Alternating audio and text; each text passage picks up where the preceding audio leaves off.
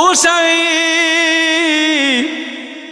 যেই নবীর মহব্বতের জন্য, যেই নবীজির পা মুবারকের দুলি মুবারকের জন্য সারাটা জীবন উৎসর্গ করে দিলাম, আজকে ওই দয়াল নবীজি আমাদের ঘরের মধ্যে তাশরিফ আনবে, আমাদের মতো খুশি আসমানের নিচে জমিনের উপরে আর কোনো মানুষ হতে পারে না। ও প্রাণের স্বামী, নবীর একজন সাহাবী, নাম ছিল হযরত জাবের রাদিয়াল্লাহু তাআলা আনহু।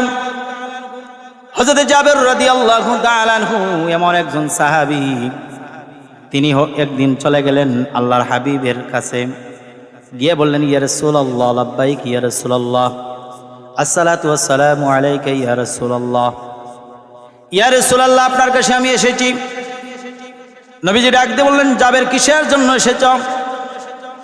ইয়া রাসূলুল্লাহ, আমি এসেছি, আমি তো গরিব সাহাবী, আমার ঘরের মধ্যে কোনো টাকা নাই, ঘরের মধ্যে কোনো পয়সা নাই, আমি গরিব সাহাবী।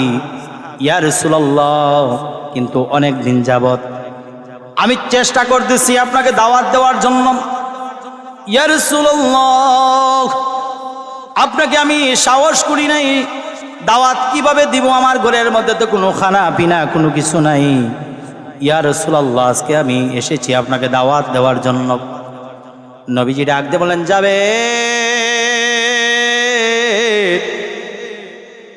আমি নবীজি তোমার খাবার চাই না, আমি নবীজি খাবারের জন্য কোনো মানুষের ঘরের মধ্যে যাই না। ও জাবের, কিসের জন্য এসেছো? বলে, ইয়া রাসূলুল্লাহ, ইয়া হাবিবাল্লাহ, নবী গো, আমি এসেছি, আমি জাবের এসেছি, আমি গরিব সাহাবীর ঘরের মধ্যে আগামীকালকে জোহরের নামাজের পর আপনার দাওয়াত। সুবহানাল্লাহ বলেন। আগামীকালকে জোহরের নামাজের পর আমার ঘরের মধ্যে আপনার দাওয়াত। ইয়া রাসূলুল্লাহ, আমার দাওয়াতটা আপনি গ্রহণ করবেন। হুজুর আকরাম নূরে মুজাসসাম, নূরুন আলা নূর, নবীজি ডাক দিয়ে বলেন, জাবের, তোমার দাওয়াত আমি গ্রহণ করে নিলাম। ও জাবের, যাও যাও, তোমার মুখের মধ্যে তুমি 80 ফুটাও।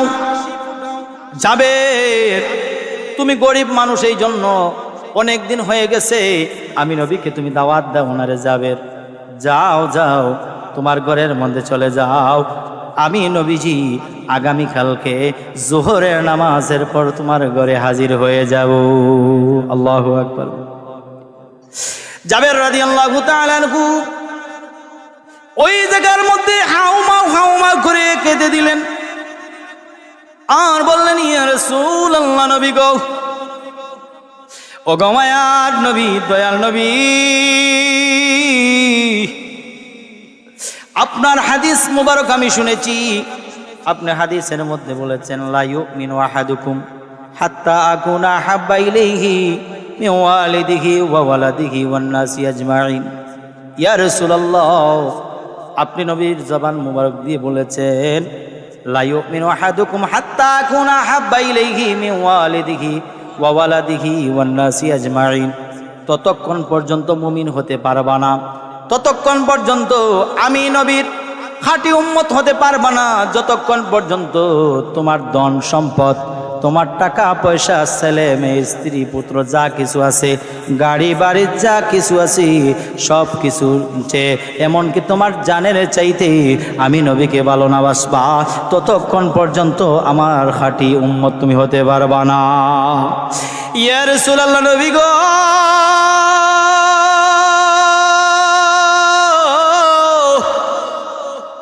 ওই দিন থেকে আমি জাবের, আমার টাকা পয়সা সব কিছু আমি আপনার সামনে আমি দিয়ে দিলাম গো নবীজি, এমনকি আমার জানটাও আপনার নামে কুরবান করে দিলাম। ইয়া রাসূলুল্লাহ, আজকে আমি খুশি হয়ে গেলাম।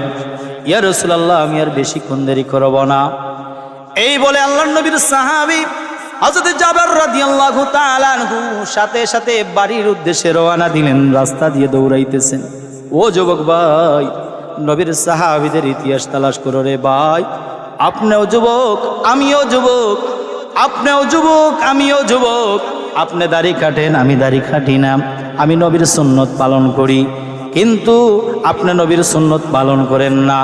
এই যে আমরা দেখতেছি এখন কিছু কিছু যুবকেরা সুন্দরভাবে হুজুরের মতো দাঁড়িয়ে রাখে, ঠিক কিনা বলুন? হযরত জাবের রাদিয়াল্লাহু তাআলা আনহু রাস্তা দিয়ে দৌড়াইতেছেন, আর সবাই বলতেছে, জাবের কিসের জন্য তুমি রাস্তা দিয়ে দৌড়াও, তার কারণটা কি রে জাবের, তোমার কি হয়েছে? নবীর সাহাবী ডাক দিয়ে বললেন, বাইরে আমি জাবের গরিব মানুষ, আমার ঘরের মধ্যে আমার নবীকে একটা দিনও আমি দাওয়াত দিয়ে আনতে পারি নাই রে ভাই।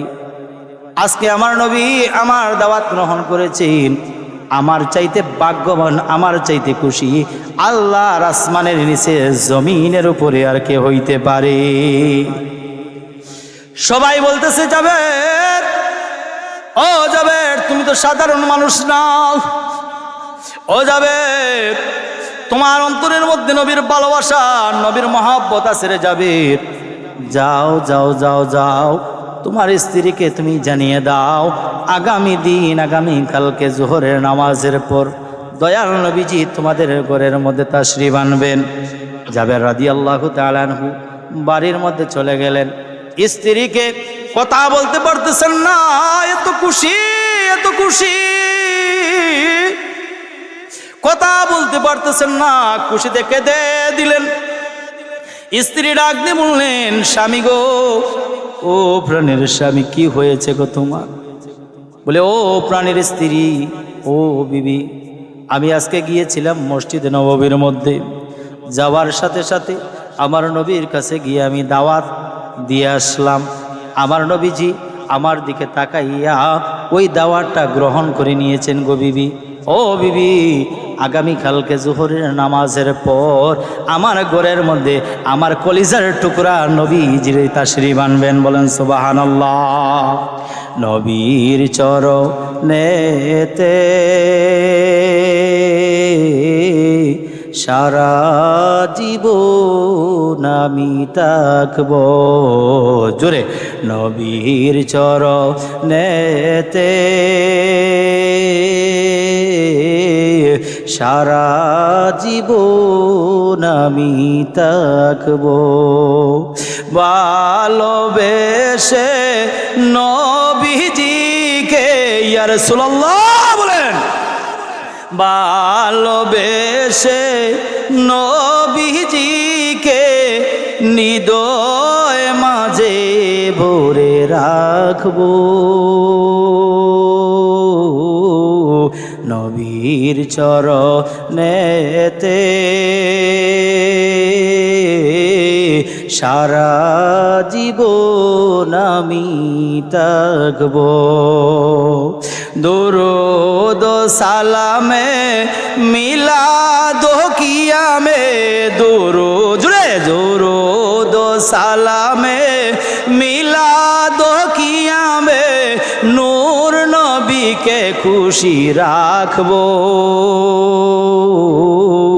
নবীর চরণেতে সারা জীবন আমি থাকব, নবীর চরণেতে সারা জীবন আমি থাকব। আল্লাহু আকবার বলেন। হযরত জাবের রাদিয়াল্লাহু তাআলা আনহু বললেন, বাইরে, ও ভাইয়েরা আমার, যেই নবীকে আনার জন্য আমি এতদিন পর্যন্ত পরিশ্রম করলাম, আমি তো মনে করেছি আমার নবীর মহব্বত আমি অর্জন করতে পারি নাই, আমার আল্লাহর মহব্বত আমি অর্জন। ও স্বামী, যেই নবীর মহব্বতের জন্য, যেই নবীজির পা মুবারকের ধুলি মুবারকের জন্য সারাটা জীবন উৎসর্গ করে দিলাম, আজকে ওই দয়াল নবীজি আমাদের ঘরের মধ্যে তাশরিফ আনবে, আমাদের মতো খুশি আসমানের নিচে জমিনের উপরে আর কোনো মানুষ হতে পারে না। ও প্রাণের স্বামী, এখন কি দিয়ে আল্লাহর নবী হাবিবকে আপনি খাওয়াবেন? কি জবাই করবেন? কি দিনে খাবার আয়োজন করবেন? হযরত জাবের রাদিয়াল্লাহু তাআলা আনহু বলেন, বিবি রে, আমার ঘরের মধ্যে যে ছাগলটা আছে রে, ওই ছাগলটা আমি জবাই করে দেব, ওই ছাগলের গোশত দিয়ে আমার কলিজার টুকরা দয়াল নবীকে আমি খাওয়াইমু। বলুন সুবহানাল্লাহ। স্বামী ডাকতে বললেন, ও প্রাণের বিবি, ও বিবি, আমি যদি চাই আমার নবীকে আমি কলিজাটা ছিঁড়ে দিতে পারি রে। শুধু আমার ঘরের ছাগল না, ওই ছাগলটা তো আমি কুরবানি করতে পারি। আমার হাবিব যদি বলে আমার কলিজাটা দেওয়ার জন্য, আমি জাবের হাসতে হাসতে আমার কলিজাটা বাইর করে দিব। ছাগলটা জবাই হয়ে গেল। পরের দিন সকালবেলা নবীর সাহাবী হযরতে জাবের রাদিয়াল্লাহু তাআলা আনহুর দুইটা ছেলে। কয়টা ছেলে? দুইটা ছেলে। বড় ছেলের নাম হলো আব্দুল্লাহ। ওই আব্দুল্লাহ সকালবেলা বাবাকে বলতেছে, বাবা, ও বাবা, দয়াল নবীজি আমাদের ঘরের মধ্যে আসবেন, আল্লাহর হাবিব আমাদের ঘরের মধ্যে আগমন করবেন। ও বাবা, আমাদের ছাগলটা তো জবাই করা লাগবে গো বাবা, তাড়াতাড়ি করে আসো, ছুরিটা নিয়ে আসো, ওই ছুরি দিয়ে ওই ছাগলটা জবাই করব। জাবের রাদিয়াল্লাহু তাআলা আনহু বললেন, বাবা ঠিক আছে, যদি তাড়াতাড়ি করে ছাগলটা জবাই না করতে পারি, আর আল্লাহর হাবিব যদি আমার ঘরের মধ্যে এসে খাবারগুলা, দস্তার খাবারগুলা না পায়, আমার আল্লাহর হাবিব যদি আমার উপর অসন্তুষ্ট হয়ে যায়, আমি জাবের কোনো দিন আল্লাহ রাব্বুল আলামিনের কাছে ক্ষমা পাবো না। ও বাবা আব্দুল্লাহ, ছুরিটা নিয়ে আসলাম, ছাগলটা জবাই করে দেই। ঘরের পিছনে চলে গেলেন। বড় ছেলে আব্দুল্লাহ চলে গেল, বাবা ছেলে মিলে ওই ছাগলটা জবাই করে দিলেন। অথচ ওই সময় ছোট ছেলেটা ঘরের মধ্যে ঘুমিয়েছিল। ওই ছোট ছেলেটা বেশি বেশি করে মায়া মহব্বত ওই ছাগলটাকে করত। ঘরের পিছনে নিয়ে যাওয়ার পর ছাগলটাকে জবাই করে দেওয়া হলো, গোশতগুলা ভাগ ভাগ করা হলো, ঘরের মধ্যে রান্না শুরু হয়ে গেল। ছোট ছেলেটা ঘর থেকে যখন ঘুম থেকে জাগ্রত হয়ে গেল, ঘুম থেকে উঠে গেল, বাবা বাবা বলে চিৎকার করলো। বাবা, প্রতিদিন ঘুম থেকে উঠে আমার ছাগলটাকে আমি দেখি, কিন্তু গো বাবা, আজকে আমার ঘরের মধ্যে ছাগলটা নাই, ছাগলটা নিল কে? বড় ছেলে বড় ভাই আব্দুল্লাহ ডাক দিয়ে বললো, ভাই রে, ওই যে ঘরের মধ্যে আমাদের যে ছাগলটা ছিল, তুমি যেই ছাগলটাকে মায়া মহব্বত করে ছোট থেকে বড় করেছ, ও ভাই, ওই ছাগলটা আমরা জবাই করে ফেলেছি। বলে কিসের জন্য জবাই করেছ? বলে ওই ছাগলটা জবাই করেছি রাহমাতাল লিল আলামিন নবীজি আজকে জোহরের নামাজের পর আমাদের ঘরের মধ্যে আগমন করবেন। ছোট ভাই ডাক দিয়ে বললো, ভাই, আমার ছাগল কোন জায়গার মধ্যে জবাই করেছো? ওই জায়গার মধ্যে আমাকে নিয়ে যাও। ওই জায়গার মধ্যে আব্দুল্লাহ বড় ভাই ছোট ভাইকে নিয়ে গেলেন, ঘরের পিছনে নিয়ে গেলেন। ছোট ভাই বলতেছে, ভাই, ওই ছাগলটা কিভাবে জবাই করেছো আমাকে একটু দেখাও। বিভিন্ন রকমের দেখাইলেন, কিন্তু ছোট ভাই তার বুঝতে পারলেন না। না বুঝাইতে গিয়ে বড় ভাইকে বললেন, ভাই তুমি ছুরিটা নিয়ে আসো, ওই ছুরিটা দিয়া আমার ওই ছাগলটাকে কিভাবে তুমি জবাই করলা? বড় ভাই হাতের মধ্যে ছুরি নিল, ছুরিটা হাতের মধ্যে নিয়ে ছোট ভাইকে বললো, ভাই রে, তোরে তো আমি কোনো অবস্থায় আমি বুঝাইতে পারতেছি না রে ভাই, ওই মাটির মধ্যে শুয়ে যা, মাটির মধ্যে ঘুমাইয়া যা, আমি তোরে দেখাইতেছি ওই ছুরিটা দিয়ে কিভাবে আমি ছাগলটা জবাই করলাম। ছোট ভাই মাটির মধ্যে ঘুমাইয়া গেল। বড় ভাই যখন ছুরিটা ছোট ভাইয়ের গলার মধ্যে ধরলেন, ধরার সাথে সাথে রে বাবা, ছোট ভাইয়ের গলাটা কেটে গেল। গলা কাটা মুরগির মতো ওই জমিনের মধ্যে লাফালাফি শুরু হয়ে গেল। বড় ভাই আতঙ্কের মধ্যে পড়ে গেলেন। বড় ভাই ডাক দিয়ে বললেন, আমি কি করলাম, কি করলাম? আমি তো বিপদের মধ্যে পড়ে গেলাম, আমার ভাইয়ের গলাটা জবাই হয়ে গেল, এখন আমি কি করব? এখন আমি কি করব? এখন আমি কি করব? বয়েতে বড় ভাই গাছের উপরে উঠে গেল, অনেক লম্বা। যেহেতু হুজুর এসে গেছেন, আমাদের উস্তাদদের সমতুল্য হুজুর, আসলে হুজুরদের পাশে রাখিয়া আমি আলোচনা করতে পারবো না, এজন্য এখানেই সমাপ্তি। ইনশাল্লাহ আগামীতে যদি আশেপাশে কোনো জায়গায় মাহফিল হয় তাহলে বাকি সময়টুকু আমি সমাপ্তি করবো। আখির দাওয়ানা আলহামদুলিল্লাহি রাব্বিল আলামিন। আসসালামু আলাইকুম ওয়া রাহমাতুল্লাহি ওয়া বারাকাতুহু।